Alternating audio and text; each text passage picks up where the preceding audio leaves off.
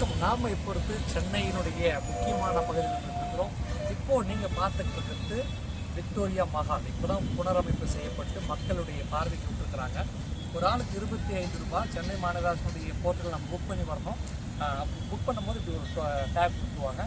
இப்போ நாங்கள் 11 ஷோக்கு போகிறோம். உள்ளே போயிட்டு உள்ளே கேமரா அலோடு இல்லை, முடிஞ்ச அளவு காட்டுறோம் பாருங்கள். விக்டோரியா மஹால் இது தற்போது புதுப்பிக்கப்பட்ட ஒரு மஹால். மக்களுடைய பயன்பாட்டிற்காக ஜனவரி 2026ஆம் ஆண்டு இது மக்களுடைய பயன்பாட்டுக்கு வந்துட்டு இருக்குது. இங்கே வந்து என்ன இருக்குதுன்னா, உள்ளே நீங்கள் போனால் 25 ரூபாய் ஆன்லைனில் நீங்கள் புக் பண்ணிக்கணும். ஆன்லைனில் புக் பண்ணிக்கலாம். உங்களுக்கு ஸ்லாட் கொடுப்பாங்க, டைம் கொடுப்பாங்க. 1.5 மணி நேரம் உங்களுக்கு டைம். நீங்கள் வந்து அந்த டைம் பிரகாரம் போகலாம். உள்ள ஒரு ஆடியோ விஷுவல் இருக்குது, வீடியோ விஷுவல் இருக்குது. நாடகம் எப்படியெல்லாம் தொடக்க காலங்களில் நாடகங்கள் நடத்தப்பட்ட இந்த காட்சிகள், பல்வேறு காட்சிகள் அரங்கேற்றப்பட்டிருக்காங்க. சிறு சிறு அருங்காட்சியகம் போல ஒரு சில அமைப்பு வச்சுருக்காங்க. எனக்கு பின்னாடி இருக்கிறத பார்த்தீங்கன்னா ஆதி காலத்தில், தொடக்க காலத்தில் கையால் எடுக்கப்பட்ட ரிக்ஷாக்களுடைய மாதிரிகள் வச்சுருக்காங்க. இந்த பக்கம் பார்த்தீங்கன்னா அந்த போட்டு, கொஞ்சம் தூரம் பார்த்தீங்கன்னா ட்ராம் வண்டி, முதல்ல சென்னையில் ஓடிய ட்ராம் வண்டி. இது ஒரு நாடக மேடை. பின்னாடி நீங்கள் பார்த்தீங்கன்னா பல்லாவரம் முதல் கீழடி வரை என்று தமிழக பண்பாட்டு வரலாற்றில், உலக வரலாற்றிலேயே தமிழக பண்பாட்டு வரலாற்றில் தொல்லியல் துறையால் கண்டுபிடிக்கப்பட்ட பல முக்கியமான ஆவணங்கள் நமக்கு காட்சிக்கு வைக்கப்பட்டிருக்கிறது. குறிப்பாக இந்த விக்டோரியா மஹாலை வடிவமைத்த இன்ஜினியர் மற்றும் பொறியாளர்கள், கட்டிட கலைஞர்களுடைய நினைவை போற்றுகிற வண்ணத்தில் அவங்களுடைய வரலாறுகளும் இங்கு நமக்கு வச்சிருக்கிறாங்க. உள்ள போய் பார்க்கலாம் வாங்க. இந்தியாவினுடைய முன்னோடிகளாக இருக்கக்கூடிய புவியியலாளர்கள் Robert Bruce Foote, William King அவருடைய வரலாற்றை சொல்லுகிற செய்திகள் இந்த இடத்துல குறிப்பிட்டிருக்கிறாங்க. குறிப்பாக இவர்கள் தான் இந்திய வரலாறுகளில் மிகவும் போற்றத்தக்கக்கூடிய அளவில் பல்வேறு செய்திகளை தொல்லியல் அடிப்படையில் சேகரித்து நமக்கு வழங்குகிறது. இந்த பக்கம் நீங்கள் பார்த்தீங்கன்னா சென்னையை சுற்றி நடைபெற்ற ஆரம்பகால அகழ்வாய்வு ஒரு வரைபடம். எங்கெங்கெல்லாம் சென்னையில் வந்து அகழ்வாய்வு பண்ணாங்க, என்னென்ன கண்டெடுக்கப்பட்டது அப்படின்றத பற்றி ஒரு சில குறிப்புகள் கிட்ட இருக்குது. தென்னிந்திய மனித வாழ்வின் ஆரம்ப கால சான்றுகளாக இருக்கக்கூடிய பல்லாவரம் முதல் குடியம், அத்திரம்பாக்கம் போன்ற கண்டுபிடிப்புகள் அடங்கிய சிறு காலத்தினுடைய குறியீடுகள் வச்சிருக்கிறாங்க. காலக்கோட்டின் அடிப்படையில்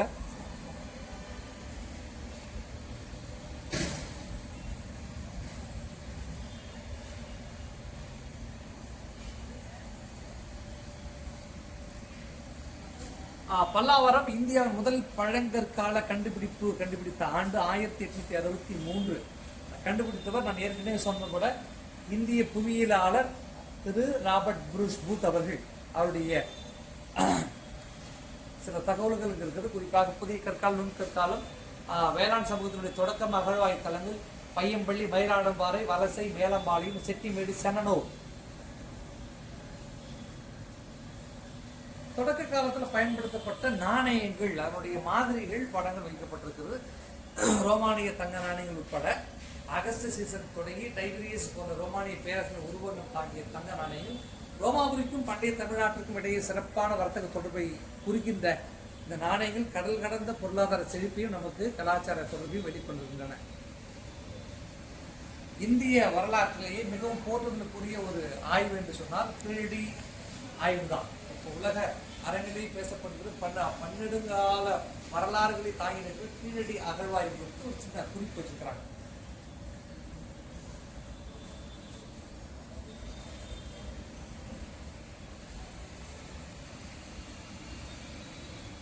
இந்த பக்கம் பார்த்தீங்கன்னா துறைமுக நகரமான கொர்க்கை, பாண்டியர்களின் பழங்கால துறைமுகம், தூத்துக்குடி மாவட்டம் 1968ஆம் ஆண்டு அதன் பின்னரும் அகழ்வாய்வு செய்யப்பட்டது. அதை பற்றி ஒரு சின்ன குறிப்பு இங்கே இருக்குது.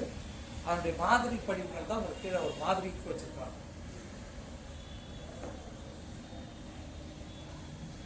தூத்துக்குடி மாவட்டத்தில் அகழ்வாய்வு செய்யப்பட்ட பொழுது குறிப்பாக சிவகரை பகுதியில் அகழ்வாய்வு செய்யப்பட்ட கண்டுபிடிக்கப்பட்ட ஒரு சில மாதிரிகள் நமக்கு வைக்கப்பட்டிருக்கிறது. அதனுடைய மாதிரி உருவங்களும் காட்சி பொருட்களாக நமக்கு வச்சிருக்கிறாங்க.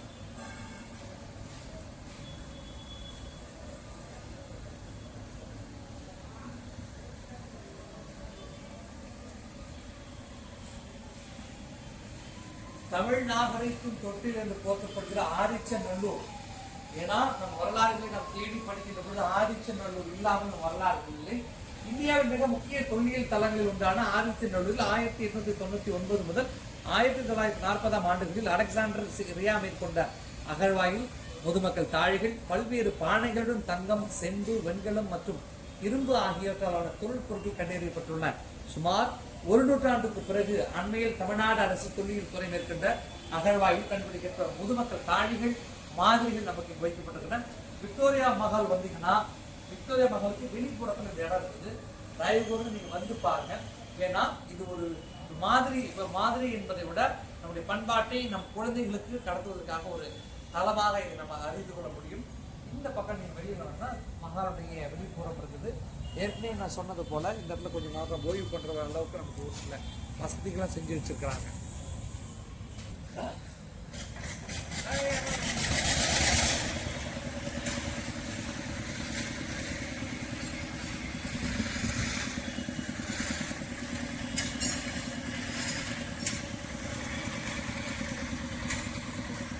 இப்போ நம்ம பார்த்துட்டு ஒரு மாதிரி சென்னையினுடைய மிக முக்கியமான நீர்வழி தடத்திற்காக உருவாக்கப்பட்ட பக்கிங்காம் கால்வாயில் படகுகள் போறதுடைய ஒரு மாதிரி படிவம் தான் இது.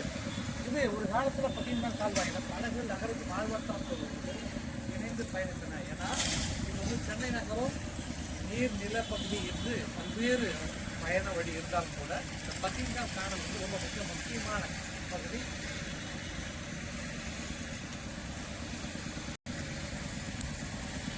இந்த போட்டு ஒரு மாதிரி போட்டு தான் என்ன சொன்ன பக்கிங்காம் கால்வாயில் இது ஒரு சின்ன ஒரு மாதிரி படம் தான். இந்த பக்கம் பாருங்க, ட்ரெயின் நினைக்கிறேன். பழம்பெருமைக்கும் சொந்தமான டிராம் வண்டி நம்ம சென்னை பெருநகரத்தில் ஓடி இருக்கிறது நான் சொல்றேன். அறிந்து கொண்டு வகையில் ஒரு சின்ன டிராம் வண்டிகள் மாதிரிக்கு வச்சிருக்கிறாங்க. ஏன்னா இதுதான் நம்முடைய பயணப்பொருள் டிராம் வண்டிக்குள்ள போகிறோம்.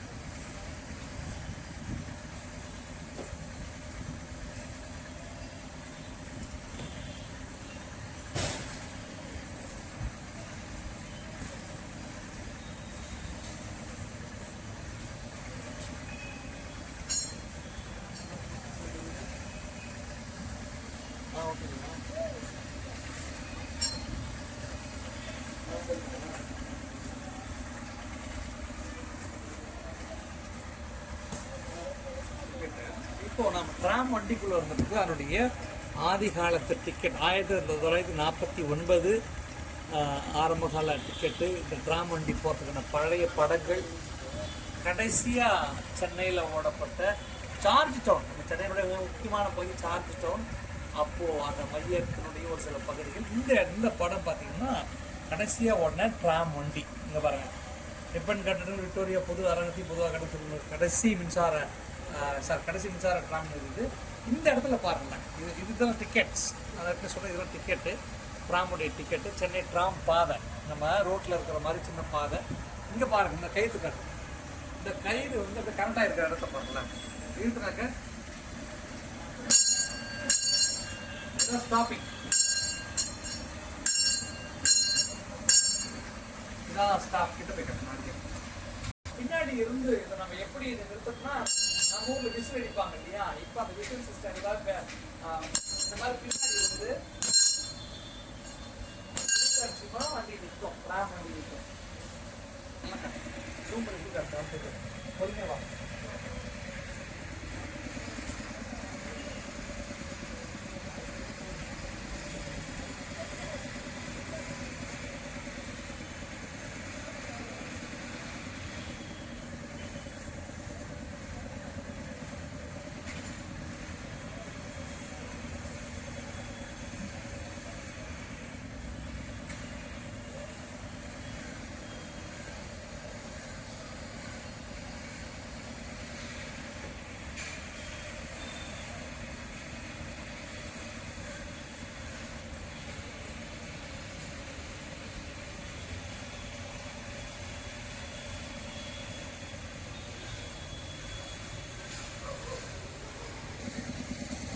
கை ரிக்ஷா தொடங்கி ஒவ்வொரு பயண போக்குவரத்து குறிப்பாக கை ரிக்ஷா, டிராம் வண்டி, ட்ரெயின், மீட்டர் கேஜ் மற்றும் இப்போ இருக்கிற லேட்டஸ்ட் மெட்ரோ வரைக்கும் நம்ம காட்சிப்படுத்திருக்கிறாங்க. இது நம்முடைய வரலாறுகளை தெரிந்து கொள்வதற்கும் நம்முடைய குழந்தைகளுக்கு நம்ம செய்திகளை கடத்துவதற்கும் ஒரு சிறந்த தளமாக இருக்கிறது. நமக்கு வாய்ப்பு கிடைக்கிறப்ப தயவுசெய்து சென்னை வந்தீங்கன்னா விக்டோரியா மஹாலை நீங்கள் பார்க்காம போயிடாதீங்க. விக்டோரியா மஹால் சென்னையினுடைய பெரும் அடையாளம், மக்கள் போற்றக்கூடிய ஒரு மாபெரும் அடையாளம். இந்த மண்ணினுடைய மகத்தான கட்டிடக்கலையை நம்ம காட்டுகிற ஒரு அடையாளம்.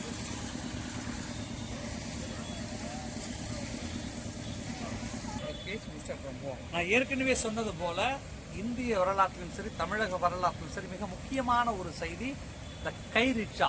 மனிதனால் இழுக்கப்பட்ட ரிக்ஷா வந்து சென்னையில் முத்தமிழ் அறிஞர் டாக்டர் கலைஞர் அவர்கள் 1923ஆம் ஆண்டு இது தடை செய்யப்பட்டது. அதனுக்கு முன்னாடி வரைக்கும் இந்த ரிக்ஷா நல்லா பாருங்கள், கையில் தான் நம்ம கையில் தான் நம்ம தூக்கி இழுத்துட்டு போவோம். அது ஒரு வெயிட்டாக இருக்கிற விஷயம். இந்த மாதிரி மக்களுக்கு இழுக்கை தரக்கூடிய வேலைகள் இருக்கக்கூடாது என்று தமிழக முதல்வர், அன்றைய தமிழக முதல்வர் 1973ஆம் ஆண்டு முதல்வராக இருந்த டாக்டர் கலைஞர் அவர்களால் நிறுத்தப்பட்டது. அதனுடைய நினைவாக தான் இந்த கை ரிக்ஷா இப்போ நீங்கள் பார்த்துக்கோங்க.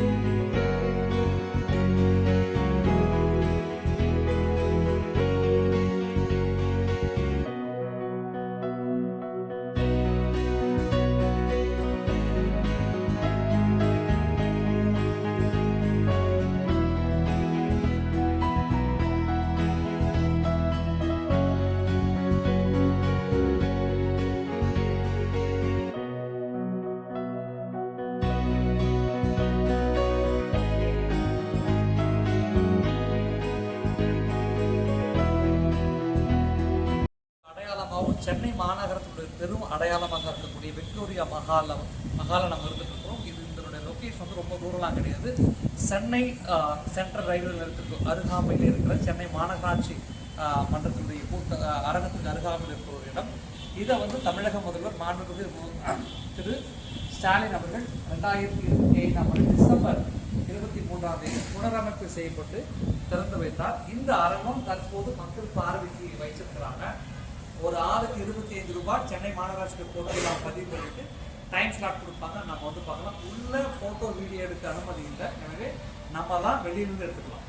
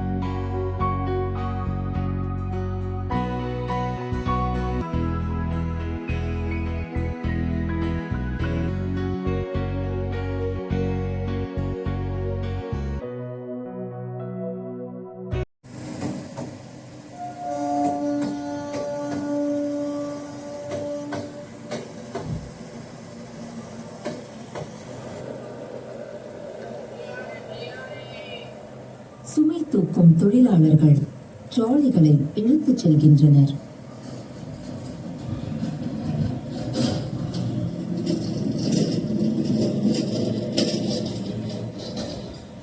மிகவும் பரிச்சயமான தொடர்வண்டி அறிவிப்புகள் ஒலிக்கின்றன.